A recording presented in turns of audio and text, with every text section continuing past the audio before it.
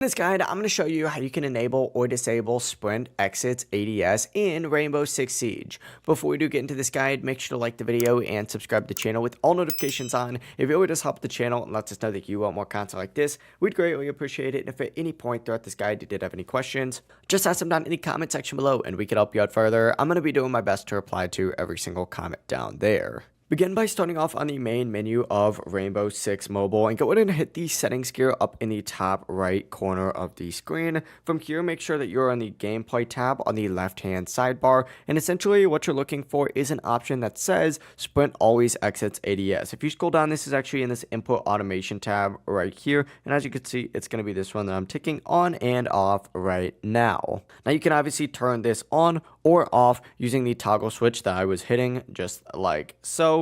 And if it's on, sprinting is going to automatically take you out of aiming down sights, and if it's off, you'll stay aimed in unless you manually stop ADSing. Choose whatever option feels better for your playstyle, but that is it. That is how you can enable or disable Sprint Exits ADS in Rainbow Six Mobile. If this guide did help you out, make sure to like the video and subscribe to the channel with all notifications on. If it really does help the channel and lets us know that you want more content like this, we'd greatly appreciate it. And if at any point throughout this guide you did have any questions, just ask them down in the comment section below and we can help you out further. Have a great rest of your day though. Peace.